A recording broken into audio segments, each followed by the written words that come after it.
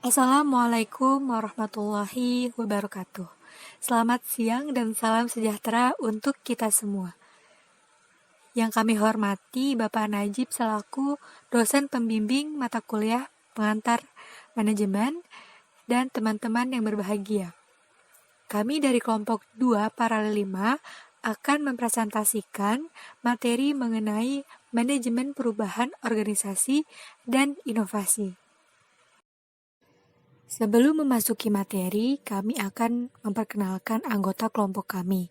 Yang pertama ada Gege Aprianti Latifah NIM I2419014. Kemudian yang kedua, Nunik Levi Lavenia NIM I2419021. Yang ketiga, Syifa Istighfarani NIM I2419032. Dan yang keempat, Nurul Afriliani NIM I2419066. Dalam pembahasan materi perubahan dan inovasi ini, kami membagi 4 materi utama, yaitu yang pertama, perubahan dalam organisasi, yang kedua, proses perubahan, yang ketiga, mengelola perubahan, dan yang keempat, inovasi. Seiring dengan perkembangan zaman, saat ini kita berada di tengah era globalisasi, era yang diwarnai dengan kompleksitas dan fenomena perubahan teknologi yang sangat dinamis. Perkembangan dan perubahan tersebut terjadi pada setiap aspek kehidupan manusia, termasuk dalam sebuah perusahaan atau organisasi. Perubahan tersebut membawa dampak langsung maupun tidak langsung terhadap suatu perusahaan atau organisasi. Pihak manajemen suatu perusahaan atau organisasi dituntut untuk menjalankan perannya agar mampu beradaptasi dan mengikuti perkembangan, sehingga mampu bertahan dan meraih keunggulan dalam berkompetisi. Dengan demikian, manajemen perubahan menjadi sangat penting diterapkan dalam suatu perusahaan atau organisasi. Perubahan dalam organisasi. Perubahan dalam organisasi adalah setiap perubahan yang terjadi pada manusia, struktur, maupun teknologi pada suatu organisasi. Perubahan akan selalu ada dalam organisasi yang biasanya dilakukan untuk meningkatkan efektivitas organisasi. Perubahan dalam organisasi memiliki berbagai karakteristik. Pertama, tidak konstan namun memiliki variasi derajat dan berbagai arah perubahan. Kedua, terdapat ketidakpastian namun masih bisa diprediksi. Yang ketiga, terdapat ancaman juga peluang. Terdapat 2 jenis faktor yang mendorong terjadinya perubahan, yaitu faktor eksternal dan faktor internal.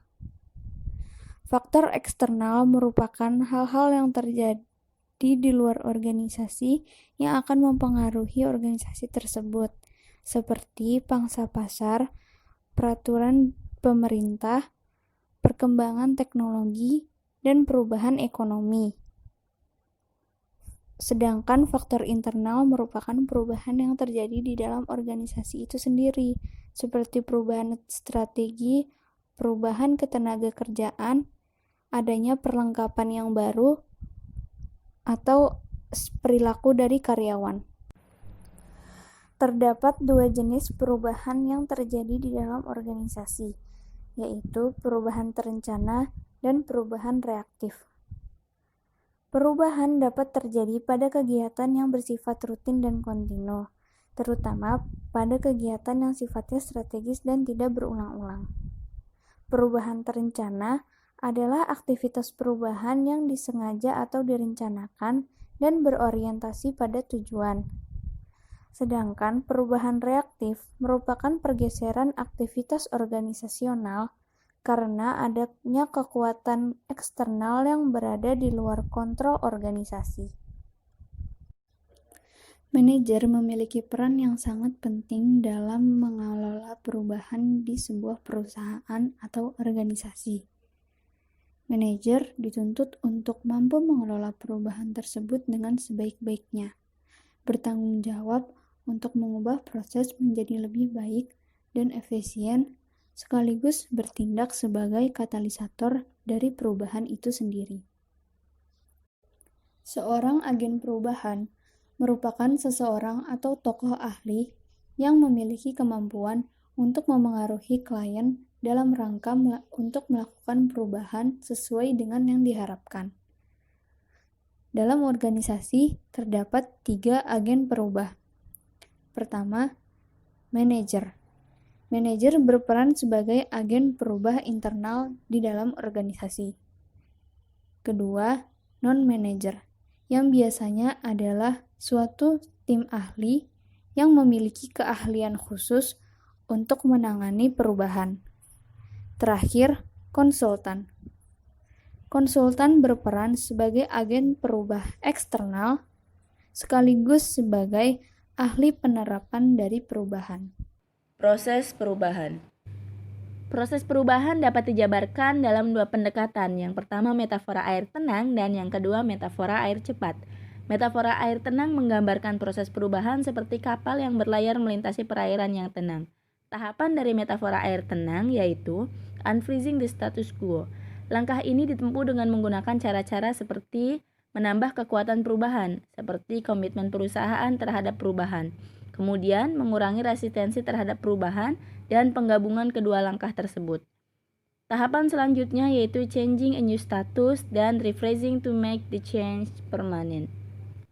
Pendekatan metafora air cepat yaitu perubahan yang terjadi pada tempat dan situasi yang penuh dengan ketidakstabilan dan tidak dapat diprediksi sehingga mengharuskan organisasi atau perusahaan secara kontinu melakukan perubahan agar dapat bertahan. Mengelola perubahan. Kategori perubahan menurut Robbins dan Coulter 2005 ada 3, yaitu struktur, teknologi, dan manusia. Yang pertama adalah struktur. Struktur membandingkan satu ataupun lebih komponen struktural seperti spesialisasi kerja, rantai komando, wewenang, kebijakan, sentralisasi, desentralisasi, serta formalisasi, dan mengubah struktur organisasi sesuai kebutuhan saat ini. Yang kedua adalah teknologi, merubah proses kerja, peralatan dan metode kerja, penerapan automatisasi pekerjaan, dan komputerisasi pekerjaan. Yang ketiga adalah manusia, merubah sikap atau attitude, merubah kebiasaan, merubah persepsi, dan merubah harapan. Teknik pengembangan organisasi. Pengembangan organisasi adalah sekumpulan metode perubahan yang mencoba untuk meningkatkan efektivitas dari sebuah organisasi dan keberadaan karyawan. Pengembangan organisasi memberikan perhatian kepada nilai dari seseorang manusia dan pengembangan secara organisasi, kolaborasi, dan proses yang partisipatif. Ada 5 metode, yaitu yang pertama, latihan kepekaan. Latihan kepekaan ini merupakan metode awal dari perubahan perilaku melalui interaksi kelompok yang tak terstruktur di mana setiap anggota dalam kelompok diajak berkumpul bersama dalam suasana yang bebas dan terbuka di mana setiap partisipan mendiskusikan diri mereka sendiri dan proses interaksi mereka. Dengan latihan kepekaan ini mendorong setiap anggota memiliki kesadaran dan kepekaan terhadap diri sendiri dan orang lain, meningkatkan empati kepada orang lain, meningkatkan listening skill atau keahlian dalam mendengarkan pendapat orang lain, meningkatkan keterbukaan dan toleransi kepada orang lain. Yang kedua adalah pendekatan survei, alat yang dapat dipergunakan untuk menilai perilaku dari anggota sebuah organisasi dan mengidentifikasi jarak perbedaan di antara persepsi dari masing-masing anggota adalah dengan menggunakan survei feedback, di mana setiap anggota dapat berpartisipasi di dalamnya. Hasil dari survei ini kemudian ditabulasikan dan dianalisa. Pendekatan ini kemudian dapat memberikan informasi yang bermanfaat mengenai perilaku karyawan untuk pengambilan keputusan.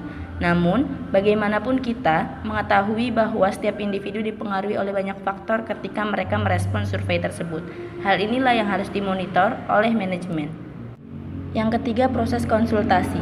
Proses konsultasi adalah sebuah pertemuan antara sebuah konsultan dengan klien untuk memahami proses pengembangan organisasi yang dilakukan, di mana seorang karyawan harus mengatasi dan mengidentifikasi hal-hal apa saja yang perlu diperbaiki atau ditingkatkan. Konsultan dan klien ini bukan hanya berarti pihak ketiga, tetapi juga bisa di antara karyawan dengan atasan langsungnya. Proses konsultasi ini hampir mirip dengan latihan kepekaan, namun pada latihan kepekaan ini lebih menekankan kepada tugas, sedangkan proses konsultasi lebih kepada memberikan pemahaman. Dengan lebih paham, maka diharapkan tingkat penolakan akan lebih dapat berkurang. Yang keempat, membangun tim. Setiap organisasi pada dasarnya sangat mengandalkan pada sekumpulan orang yang dapat menyelesaikan tugas secara kelompok. Proses pembangunan tim menggunakan interaksi yang sangat tinggi dalam aktivitas sebuah kelompok untuk meningkatkan kepercayaan dan keterbukaan di antara sesama anggota tim. Meningkatkan kemampuan untuk berkoordinasi dan meningkatkan performa tim. Jadi, proses pembangunan tim ini dilakukan dengan meningkatkan interaksi di antara sesama anggotanya. Yang kelima adalah pengembangan antar kelompok. Salah satu area yang mendapatkan penekanan yang penting dalam pembangunan organisasi adalah mencegah terjadinya konflik yang disfungsional yang terjadi di antara kelompok. Pengembangan antar kelompok atau intergroup development bertujuan untuk mengubah perilaku, stereotip, dan persepsi tentang kelompok lain. Misalnya, unit bisnis menganggap atau menstereotip unit finansial sebagai sekumpulan orang-orang yang kaku, tidak memahami dinamika bisnis. Tujuan utama adalah untuk meningkatkan hubungan antara satu kelompok dengan kelompok lainnya.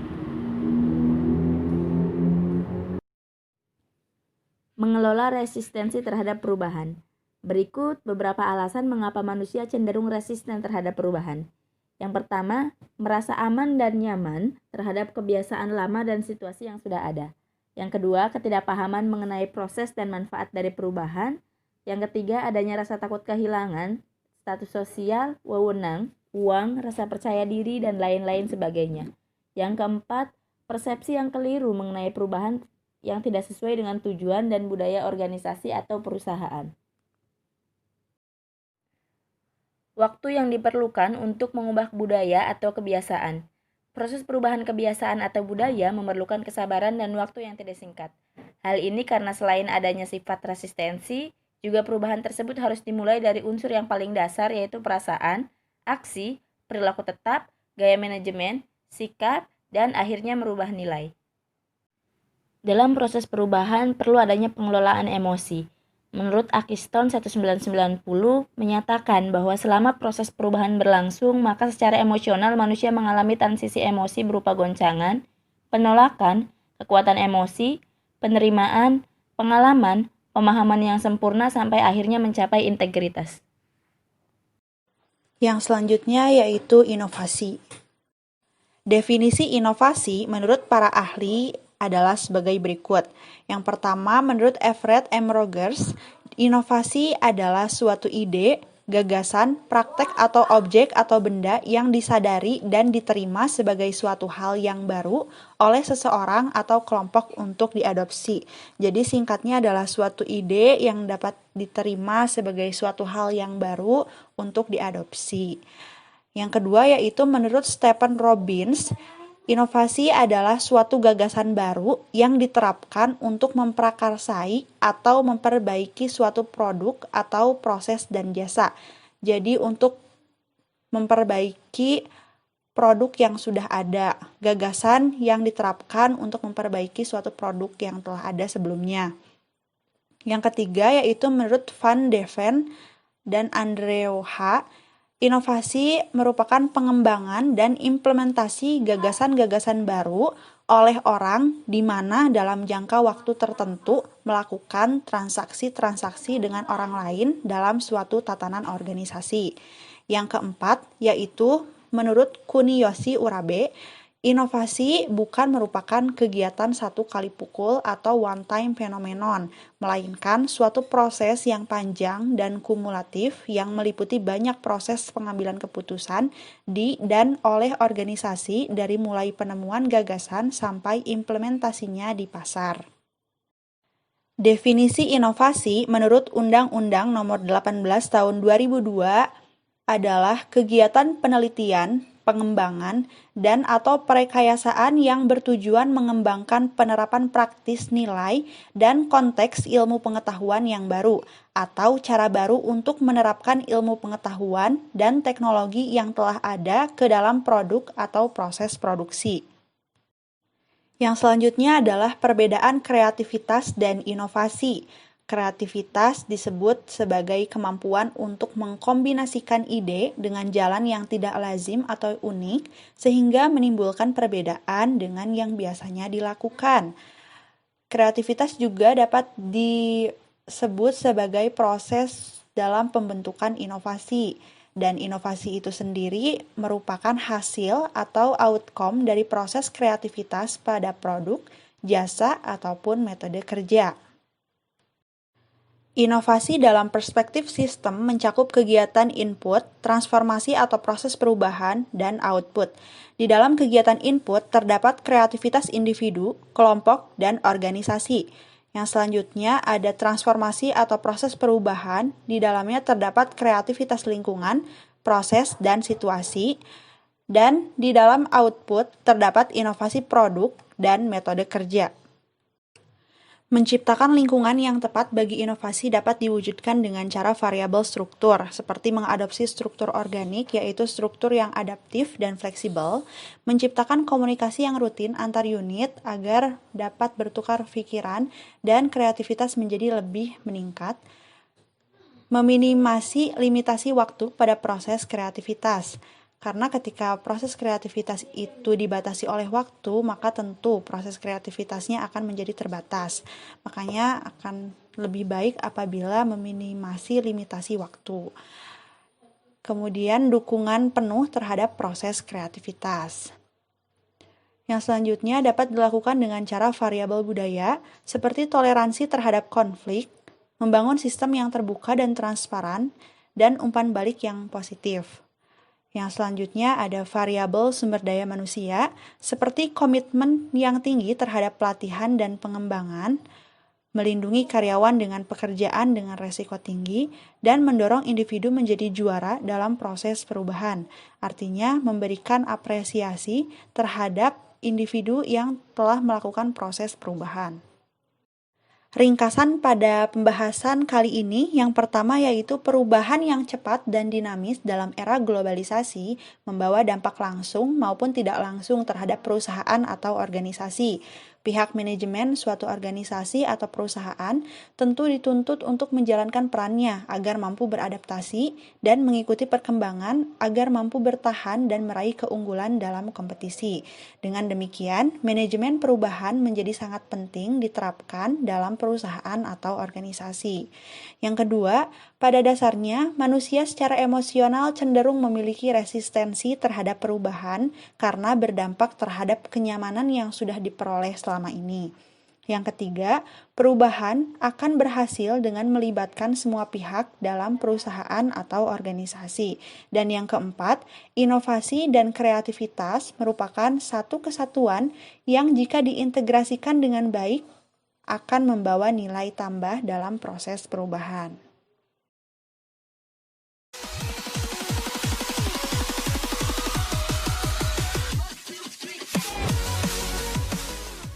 Aplikasi manajemen perubahan dan inovasi terlihat pada salah satu lembaga pemerintah non-kementerian yang ada di Indonesia, yaitu BKKBN atau Badan Kependudukan dan Keluarga Berencana Nasional. Sebelum itu, yuk kita dengarkan dan simak video berikut ini.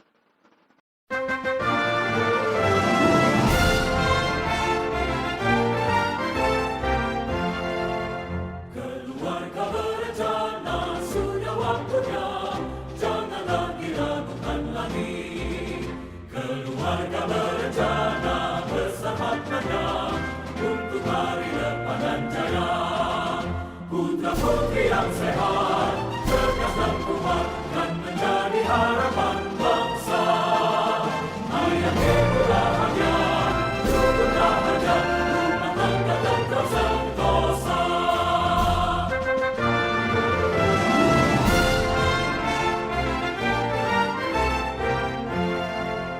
Keluarga berencana, sudah waktunya, jangan lagi ragukan lagi.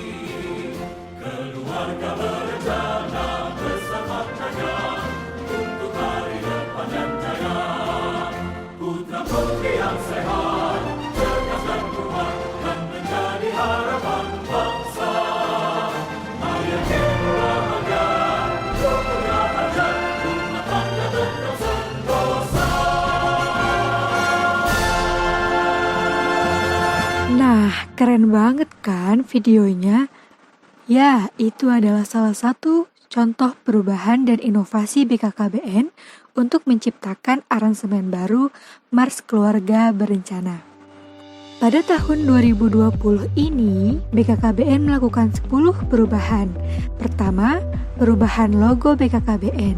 Kedua, perubahan tagline dari 2 anak cukup menjadi berencana itu keren, 2 anak lebih sehat. Ketiga, perubahan program KKPBK atau Kependudukan Keluarga Berencana dan Pembangunan Keluarga menjadi Pembangunan Keluarga Kependudukan dan Keluarga Berencana atau yang disingkat Bangga Kencana. Keempat, perubahan Mars KB dengan aransemen yang baru. Kelima, perubahan kepanjangan Kampung KB dari Kampung Keluarga Berencana menjadi Kampung Keluarga Berkualitas. Keenam, perubahan seragam batik bebas menjadi seragam batik kencana. Ketujuh, perubahan petugas KB selain menjadi penyuluh, kini juga sebagai pendistribusi obat KB.